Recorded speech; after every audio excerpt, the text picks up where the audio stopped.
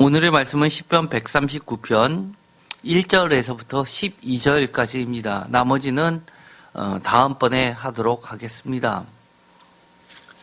왜냐하면 이 시편 139편은 많은 학자들이 구절을 나눌 때 여러 문단으로 나누지만 여러 가지 견해들이 있지만 1차적으로 1절에서 시작해서 12절과 13절이 구분된다는 것만큼은 모두 다 일치하고 있습니다. 그만큼 이 12절을 기점으로 해서 그 전반부와 후반부는 확연한 차이를 보입니다. 많게는 예를 들어서 6절에서 끊으시는 분도 있고 3절에서 끊으시는 분도 있고 아주 다양합니다. 그럼에도 불구하고 저는 크게 둘로 나눠서 말씀을 전하려고 합니다. 139편도 제목이 다윗의 시로 시작을 합니다. 지난 주일날 말씀을 드렸던 것처럼 시편 제5권의 맨 마지막 부분에 다시 한번 등장하는 이 다윗의 시 커다란 묶음 138편부터 145편까지는 오래된 전통, 아마 다윗 시대에 불려졌던 노래까지를 포함했을 수도 있지만 보다 1차적으로는 포로기 이후에 그들이 다시금 성전으로 모이면서 하나님의 참된 중재자, 참된 메시아를 기다리면서 제2의 다윗과 같은 하나님의 살아가심을 받는 그런 진정한 왕이 자기 백성들을 다스려 주기를 간절히 소망하는 마음으로 이 다윗의 시 묶음을 마지막으로 편성해 놓고 있습니다. 그러나 저는 이 다윗의 시를 그렇게 말씀을 드렸습니다. 특별히 지난주는 강림절이었습니다. 기독교 달력으로는 이 강림절이 시작하는 12월 첫 주부터가 새해 1월 1일이나 마찬가지입니다. 절기록으로 따졌을 때는 첫 번째 달이 바로 강림절이기 때문입니다. 강림절과 맞물려서 우리는 무엇을 기대하고 있냐면 진정한 하나님의 다스림이 이 땅에 펼쳐지기를 바라면서 다시 오실 참된 메시아 예수 그리스도를 기다리는 것을 말한다고 말씀을 드렸습니다. 그래서 이 138편부터 145편까지는 그런 예수 그리스도의 다시 오심을 우리가 기대하면서 이 시들에서 말하고 있는 하나님이 어떠한 분이시라는 것을 우리가 보다 집중해서 읽을 필요가 있습니다. 이 139편 1절에서부터 12절까지는 시적으로 말하자면 매우 아름답지만 내용적으로 볼 때는 우리 기독교인들이 너무나 익숙하고도 하나의 대명제처럼 명확하게 자리 잡은 이야기를 아름다운 노래로 부르고 있습니다. 먼저 1절부터 3절까지를 보시면 제가 화면에다가 제목을 달아놨습니다. 1절에 보면 이렇게 이야기합니다. 주님 주께서 나를 살펴보셨으므로 나를 아시나이다. 이 개역개정을 표준세번역은 이렇게 번역합니다. 주님께서 나를 샅샅이 살펴보셨사오니 나를 훤히 알고 계십니다. 나를 아시나이다에 그치지 않고 나를 훤히 알고 계시다고 이렇게 번역합니다. 공동 번역도 마찬가지로 그렇게 번역을 합니다. 야훼여 당신께서는 나를 훤히 아십니다.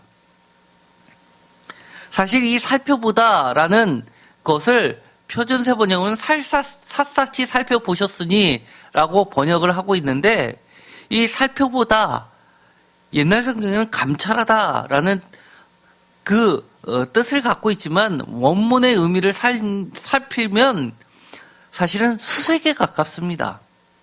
철저히 조사하고 정말 샅샅이 뒤져서 살펴보는 것과 같습니다. 그런데 이 처음부터 나오는 아신다, 또는 환히 알고 계시다라는 그 아신다는 내용이 계속 이 1절부터 12절까지 중요한 주제가 되고 있습니다. 특별히 1절에서 6절까지 보면 제가 한마디로 이렇게 제목을 붙여놨습니다. 한번 다 같이 읽어볼까요? 노란색으로 표시를 했습니다. 전지하신 하나님. 전지가 뭡니까? 모든 걸 다 알고 계신다는 겁니다. 이 아신다라는 이 단어는 계속해서 반복해서 나옵니다. 1절에 나를 아시나이다. 2절에도 주께서 내가 안고 일어섬을 아시고, 하반절에서도 멀리서도 나의 생각을 밝히 아시오며, 뿐만 아니라 3절 마지막에도 나의 모든 행위를 익히 아시오니, 4절에는 여호와여 내 혀의 말을 알지 못하는 것이 하나도 없으시니, 이렇게 계속해서 안다라는 것을 무려 5번에 걸쳐서 이야기합니다. 그뿐만이 아닙니다. 6절에는 안다라는 다른 표현을 지식이라는 말로도 표현하고 있습니다. 그러면서 하나님께서는 이렇게 아시는데 그 아신다는 것을 이 7절부터 특별히 9절까지는 아주 시적으로 표현을 하고 있습니다. 7절 다 같이 읽어볼까요? 내가 주의 영을 떠나 어디로 가며 주의 앞에서 어디로 피하리이까? 8절 내가 하늘에 올라갈지라도 거기 계시며 스올에 내 자리를 펼지라도 거기 계시니이다. 9절 내가 새벽 날개를 치며 바다 끝에 가서 거주할지라도 10절 거기서도 주의 손이 나를 인도하시며 주의 오른손이 나를 붙드시니이다. 어디를 가든지 주님이 계시다고 이야기합니다. 내가 주의 영을 떠나 어디로 가겠냐, 어디로 가서 피할 수 있겠냐라고 반문하고 있습니다. 사실 이 전지하신 하나님, 우리가 너무 전지전능이라는 이 문구를 하나님과 맞춰서 늘 그렇게 고백하고 있지 않습니까? 하나님은 다 아십니다. 너무 우리가 자주 듣다 보니까 별로 감격을 안 하시는 것 같습니다. 그런데 우리가 신앙생활을 할 때 여러분들 신앙생활 하시는데 맛이라는 게 있을 거 아닙니까? 누군가가 힘들어도 왜 그렇게 하나님을 붙잡고 있느냐? 그렇게 교회를 가냐?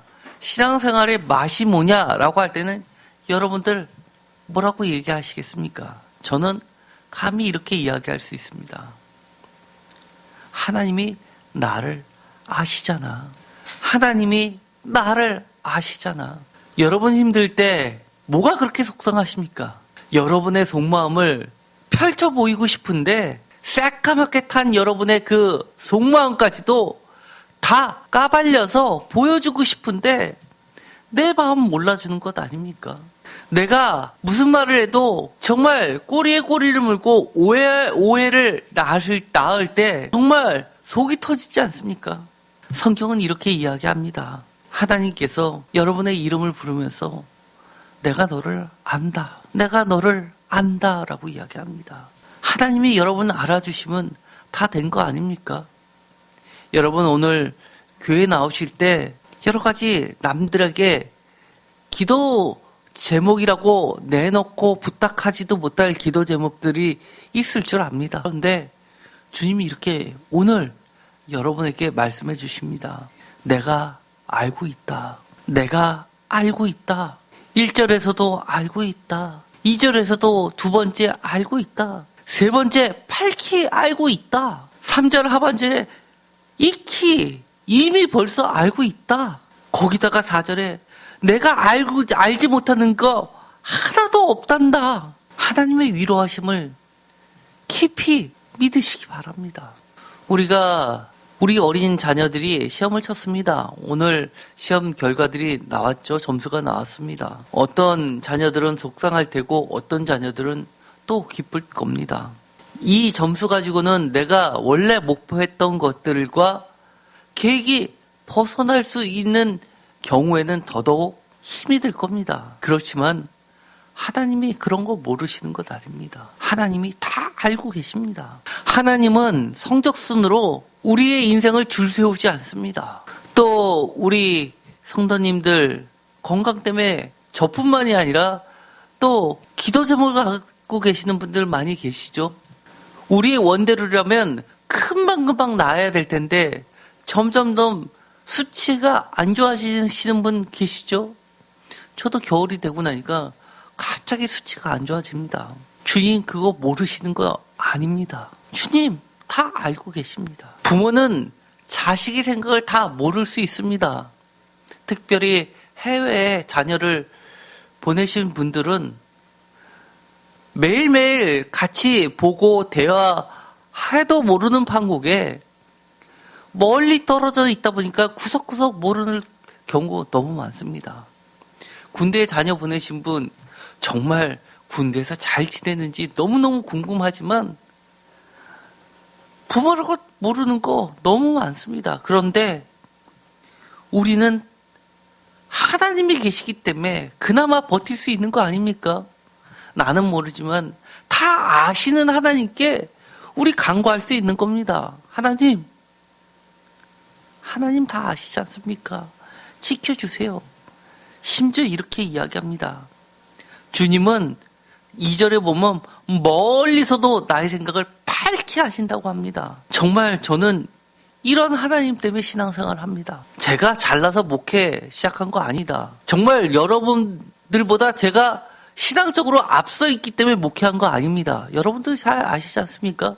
저의 부족한 거 하나님 뻔히 알는데도 불구하고 그럼에도 불구하고 주의 길을 가게 하셨습니다. 제가 전에도 한번 말씀드린 적이 있었습니다. 제가 2번째 수술을 받는데 정말 기력이 없어서 내가 다시 나을 거라는 믿음조차도 이미 상실하고 없었을 때 하나님께서 환상으로 저를 보여주셨습니다. 제가 누워있는데 저 앞에서 지금 이 자리에 제가 서서 강대상에서 누워있는 저를 보면서 설교하고 있는 제 모습이 환상으로 보여졌습니다. 무려 개척해서 얼마 되지 않았던 그때 그 설교를 저한테 하는 것을 제가 환상으로 들었습니다. 여러분 3년이 지나서 3년 전에 여러분이 했던 말, 여러분이 했던 것들 여러분 기억하십니까?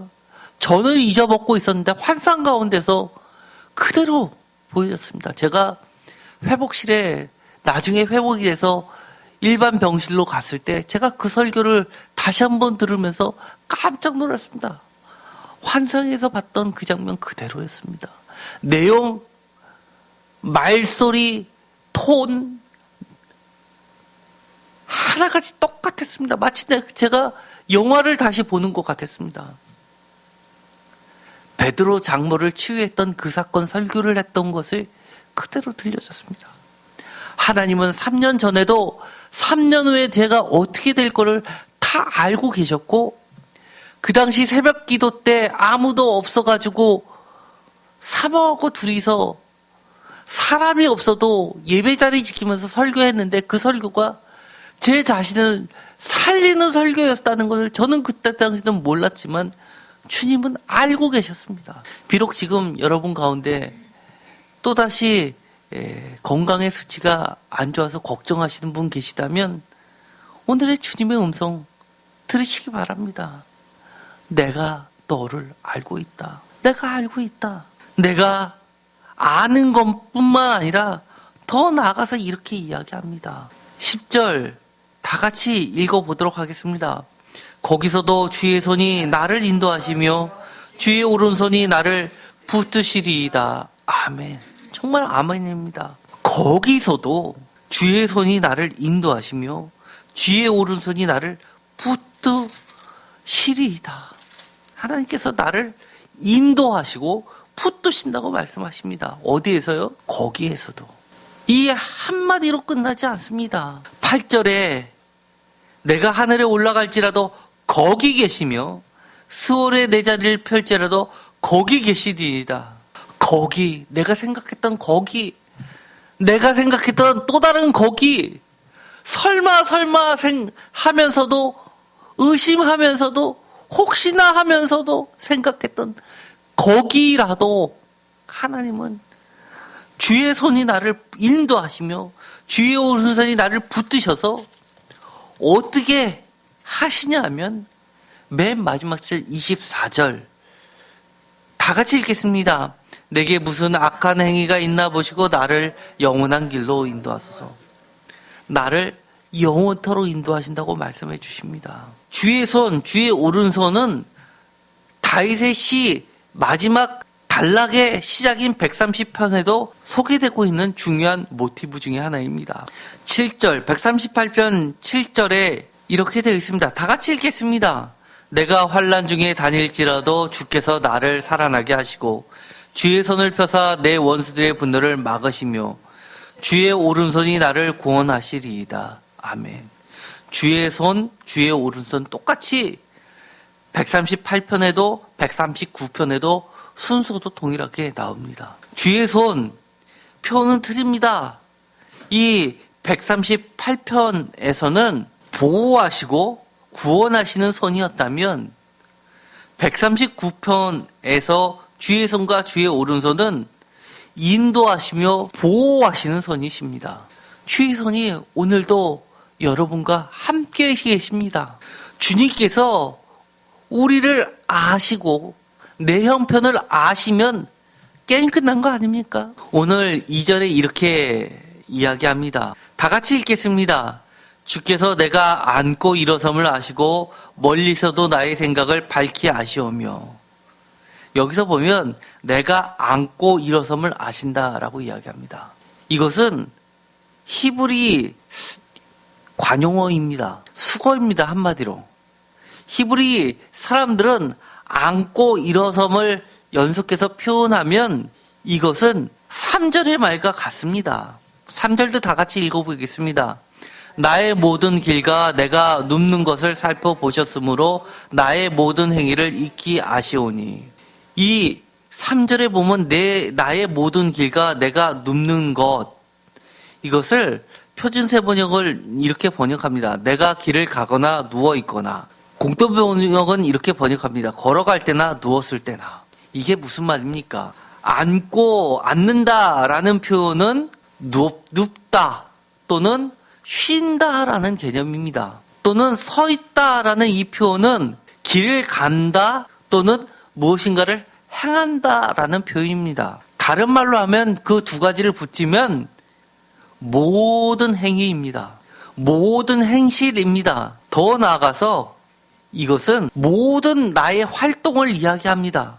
3절의 모든 활동 또는 2절의 나의 모든 생각, 한마디로 이야기하면 생각은 히브리 사람들 사고에는 동양적 심, 마음과 비슷합니다. 그래서 전인격을 이야기합니다. 다른 말로 표현하면 이것은 나의 전 삶, 내 인생 전부를 이야기합니다. 주님은 지금까지 내가 살아왔던 것만 아시는 것이 아니라 내 이후의 삶도 주님은 다 알고 계신다는 겁니다. 알고 계시기 때문에 내가 저 끝이라고 생각했던 거기에서도 주의 손이, 주의 오른손이 나를 인도하시며 나를 붙드시고 내 원수들의 분노를 막으시고 나를 구원해 주신다고 강조하고 계십니다. 6절에 보면 이 지식이 내게 너무 기이하니 높아서 내가 능히 미치지 못하나이다. 높고 낮음을 이야기합니다. 그런데 그 표현이 8절에도 나오게 됩니다. 8절, 내가 하늘에 올라갈지라도 내가 수월에 내 자리를 펼지라도 높고 낮음을 이야기합니다. 이 수직적 개념은 동서의 개념으로 수평적 개념으로도 바뀌게 됩니다. 9절에 내가 새벽 날개를 치며 바다 끝에 가서 거주할지라도, 바다 끝이라는 것은 이스라엘 지도를 보면 지중해가 있고 지중해가 서쪽에 있고 오른쪽으로 갈수록 동쪽으로 갈수록 바로 사막이 나옵니다. 그래서 바다 끝, 바다라고 바다 쪽이라고 하면 그들에게 있어서는 글자 그대로 바다 방향이라고 하면 그들은 서쪽을 이야기합니다. 그리고 그 반대편은 바로 동이 터오르는 곳, 그것은 동쪽입니다. 그래서 이 서쪽과 동쪽을 시적으로 표현했다면 바로 이것을 새벽 날개라고 해서 세다 비교해서 새벽 날개, 바로 동쪽, 바다 끝, 서쪽. 한마디로 이야기해서 높고 낮음 또는 동서 할 것 없이 온 세계라고 이야기합니다. 그래서 저는 이 7절에서부터 9절까지의 제목을 하나 또 정했습니다. 노란색으로 표시했는데 다 같이 한번 읽어볼까요? 무소부재 편만하신 하나님. 무소부재 다 아시죠? 편만도 다 아시죠? 주님께서 안 계신 곳이 없다는 겁니다. 편만, 널리 펴져서 충만하다는 겁니다. 우리가 주의 영을 피해서 어디로 갈 수 있겠습니까? 마치 이것은 심판을 받을 사람에게는 두려움의 대상일지 몰라도 주님의 사랑을 입는 우리의 자녀들의 입장에 봤을 때는 우리가 안심하며 기댈 수 있는 근거가 되는 겁니다. 주님이 어느 곳에 계시기 때문에 우리가 주님을 의지할 수 있다고 이야기하는 겁니다. 저는 저 끝, 거기에서 주님을 만났습니다. 수술대 시대에 누워 있을 때도 거기서 만났습니다. 여러분들도 그런 경험 있으시지 않습니까? 지금 여러분들은 또 다른 거기가 어디입니까? 거기에서도 하나님은 무소부재하시고 편만하신 하나님이십니다. 사업이 흔들리십니까? 거기에서도 주님을 만날 수 있습니다. 지금 속상하십니까? 거기에서도 주님 만납니다. 이 8절은 참 어려운 구문입니다. 8절 다 같이 읽겠습니다. 내가 하늘에 올라갈지라도 거기 계시며 스월에 내 자리를 펼지라도 거기 계시니이다. 이 8절이 뭐가 어렵냐고 하시는 분들 많이 계십니다. 그런데 말씀을 깊이 연구하시는 학자들은 이 8절이 사실은 수수께끼 같은 말입니다. 보통 구약 신학자들이 보기에 구약 신학에서 이렇습니다. 스월에 간다라고 할 때는 시편에서도 그런 거 많이 나오지 않습니까? 다윗도 그런 얘기를 했죠. 제가 스월에서 어떻게 주님을 찬양할 수 있겠습니까? 나를 죽음에서 건져 주십시오.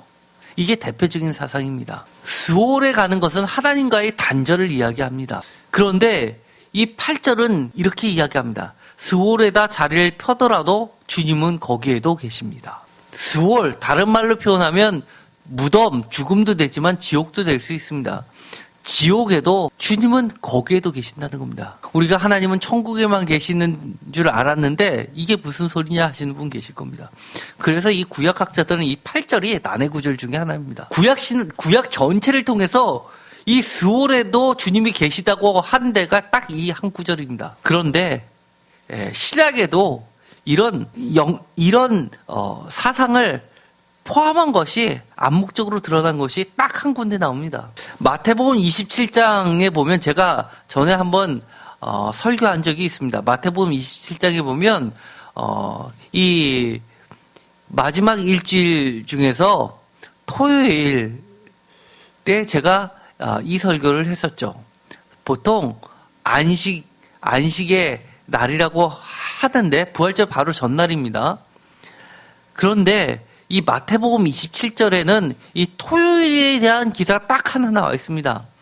무덤들이 열리며 자던 성도의 몸이 많이 일어나되 27장 53절 예수의 부활 후에 그들이 무덤에서 나와서 거룩한 성에 들어가 많은 사람에게 보이니라.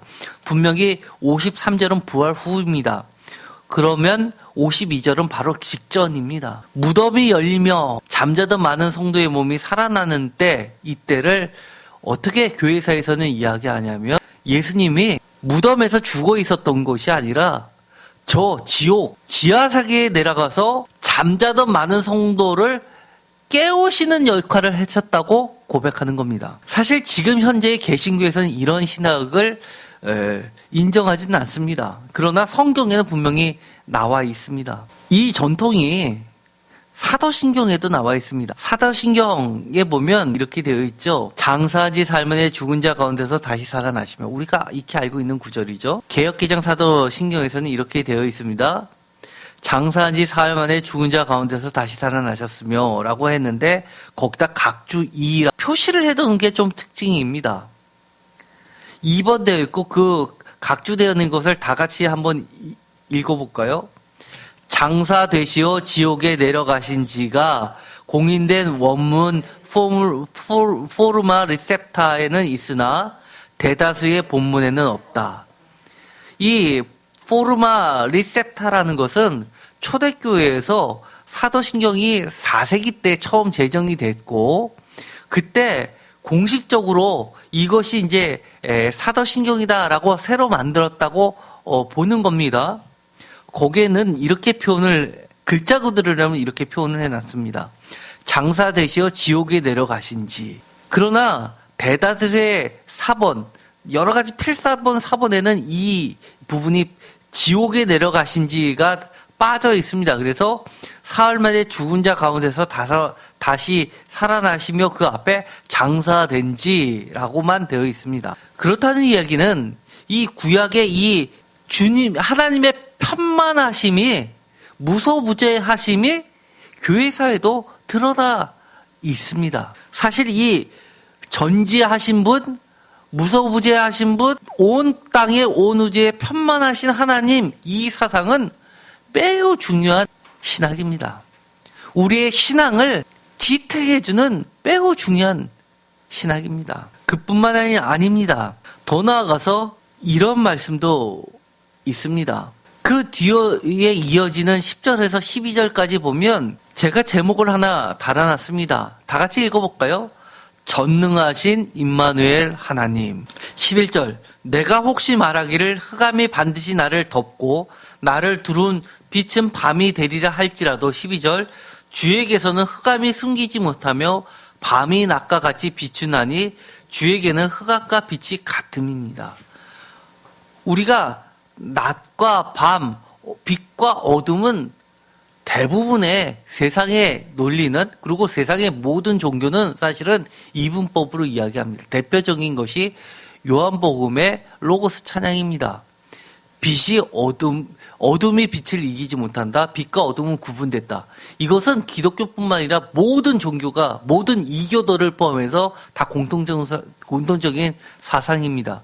그런데 여기서 또 유일하게 이렇게 이야기합니다. 주에게서는 흑암이 숨기지 못하며 밤이 낮과 같이 비추이나니 주에게는 흑암과 빛이 같음이니이다.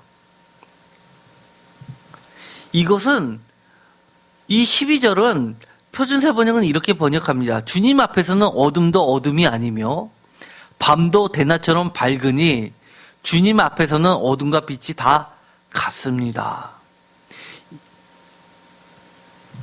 쉽게 말해서 어둠과 빛은 다 같다라고 이야기하는 것으로 그칩니다. 공동 번역을 다 같이 읽어볼까요? 당신 앞에서는 어둠도 어둠이 아니고 밤도 대낮처럼 환합니다. 당신에게는 빛도 어둠도 구별이 없습니다. 공동 번역은 조금 더 세련되게 좀 번역을 했습니다. 이 밤이 아니라 어둠이 아니라 대낮처럼 환합니다. 이것은 발전돼서 어디까지 가냐면 요한계시록에 보면 하늘에 태양도 달도 별도 다 사라지고 하나님과 예수 그리스도 어린 양이 직접 빛이 되어 주셔서 비추는 모습으로 그려내고 있습니다. 그래서 이 구약에 아주 극소수로 나와 있는 이 신앙이 사실 신약에서 다시 한번 조명이 되고 예수님에 의해서 조명이 되고 요한계시록까지 사실은 많지 않지만 흐르는 전통 가운데 있습니다. 저는 사실 이 구절이 너무 은혜가 됩니다. 한마디로 이야기하면 전능하신 하나님은 어떻다고 이야기하는 거냐면 능력만 있으신 게 아니라 나와 함께 하신다는 겁니다. 10절 거기에서도 주의 손이 나를 인도하여 주시고 주의 오른손이 나를 힘있게 붙들어 주십니다. 새 번역을 따르든 아니면 공동 번역에서처럼 거기에서도 당신 손은 나를 인도하시고 그 오른손이 나를 꼭 붙드십니다 라고 번역하든, 이 하나님은 능력이 전능하시지만 나랑 관계없으신 분이 아니라 나와 함께 하시는 분으로 그리고 있습니다. 저는 그렇기 때문에 하나님을 믿을 수밖에 없습니다. 세상에 능력이 많은 사람들 얼마 많이 있습니까? 저보다 똑똑한 사람, 저보다 부유한 사람, 저보다 여러 가지 많은 것을 갖춘 사람은 널려 있습니다. 그러나 하나같이 저와 관계없습니다. 저와 관계없는 그런 사람이 한 트럭이 있다 하더라도 저는 기쁘지 않습니다. 그런데 이 전지하시고 무소부지하시고 온유인지에 편만하시고 또 거기에 전능하신 하나님께서 우리가 함께 하시고 인도하시고 보호하신다고 하시는 그 약속이 나를 살려줍니다. 더 나아가서 저는 믿습니다. 여러분도 살려주십니다. 여러분도 하나님과 함께 하십니다. 그 하나님이 중간에 손을 놓으시는 것이 아니라 마지막 절처럼 영원한 길로 인도해 주신다고 이야기합니다. 5절에 보면 독특한 표현이 하나 나옵니다. 주께서 나의 앞뒤를 둘러싸시고 내게 안수하셨나이다. 안수, 손을 얹는다. 우리가 안수기도 많이 들어보시고 여러분도 많이 받으셨죠? 안수기도, 안수, 손을 얹는다. 사실 이 5절의 이 표현은 단순히 손을 얹는다라기보다도 손이 갖고 있는 보호의 개념이 있습니다. 5절에 보면 표준세 번역은 이렇게 번역합니다. 주께서 앞뒤를 둘러싸 막아주시고 내게 주의 손을 얹어주셨습니다. 주의 손을 얹어주셨다라는 이 표현은 주께서 앞뒤를 둘러싸 막아주시고 막아주시는 마치 방패처럼 보호의 기능이 말하는 거 있는 겁니다. 공동 번역은 앞뒤를 막으시고 당신의 손 내 위에 있어옵니다. 저는 아직까지도요, 이 손이 머리 위에 있다라는 표현을 보면 생각나는 것이 있습니다. 이 머리에다 손을 얹는다라는 것은 여기서는 축복의 개념보다도 이 막는다라는 개념을 갖고 있습니다. 또 이런 것이 있죠. 엄마들 너무나 잘할 겁니다. 우리 아이들이 이렇게 있는데 햇빛이 여름에 쨍쨍 비칠 때 어떻게 합니까? 손을 들고 애기 머리 이렇게 햇빛에 막으면서 그늘을 만들어 줍니다. 보호입니다. 주님의 손이 어디 있습니까? 여러분 머리 위에 주님의 손이 있다고 합니다. 그것보다 더 가까운 게 어디 있습니까? 그것보다 더 가까운 게 어디 있습니까? 거기다가 앞뒤를 둘러싸고 계신다고 합니다. 마치 안아. 가끔 영화를 보면 대통령이 지나가면 경호원들이 막 앞뒤를 쌓으면서 가는 모습 볼 겁니다. 보통 낮은 사람이 높은 사람을 앞뒤로 쌓아야 되는데 이 전지하시고 전능하시고 편만하시고 무소부지하시고 우리를 그 무엇보다도 사랑하시고 그 뒷부분에 계속해서 이야기하는 나를 창조해 주셨던 그 하나님이 우리 앞뒤를 둘러싸시고 손을 머리 위에 얹으시면서 인도하고 계시다고 이야기합니다. 혹시 여러분 오늘 예배를 참석하시러 오실 때 여러 가지 고민과 갈등이 있으셨다면 오늘 예배를 마치고 기도할 때 하나님의 이 편만하심, 임마누엘 하심이, 보호하심이 여러분 생각을 가득 메우게 되기를 원합니다. 우리가 생각하는 저 생각의 끝, 거기에도 주님이 계십니다. 심지어 수월에 내 자리를 펼치라도 주님 거기 계신다고 이렇게 말씀하고 계십니다. 오늘도 나를 아시고 나의 생각을 밝게 하시고 내가 앉고 일어섬을 아시고 멀리서도 나의 생각을 밝게 하시며 나의 모든 길과 내가 눕는 것을 살펴보시면서 나의 모든 행위를 익히 아시는, 그리고 내 혀의 말을 알지 못하시는 것이 하나도 없으시는 그 하나님을 감사하며 믿고 의지하게 되기를 간절히 원합니다. 마지막으로 제가 이 이야기를 전하고자 합니다. 11절에 내가 혹시 말하기를 흑암이 반드시 나를 덮고 나를 두른 빛은 밤이 되리라 할지라도 라는 구절이 있습니다. 혹시 이 구절을 보면서 이렇게 생각하시는 분이 있을까봐 제가 마지막으로 첨언을 하는 겁니다. 야, 이렇게 무소부재하시고 전지전능하신 하나님이라 하더라도 이 시인처럼 혹시 나에게 밤이 찾아오면이라고 생각하시는 분 계실지도 모르겠습니다. 원문에는 이렇게 되어 있습니다. 11절 표준 세번역으로 다 한번 같이 읽어볼까요? 내가 말하기를 어둠이 와락 나에게 달려들어서 나를 비추던 빛이 밤처럼 되어라 해도 개역개정은 만일이라고 이야기하는데 만일이라는 부분이 빠져서 번역되고 있습니다. 공동번역도 읽어보겠습니다. 어둠 보고 임원 가려 달라고 해보아도 빛 보고 밤이 되어 임원 감춰 달라 해보아도 사실 공동번역은 제가 보기엔 썩 뉘앙스를 잘 살린 번역 같지 않고 오히려 표준세 번역이 제일 맞는 것 같습니다. 원문에는 만일이라는 혹시라는 구절이 조건절이 빠져 있습니다. 표준세 번역처럼만 되어 있습니다.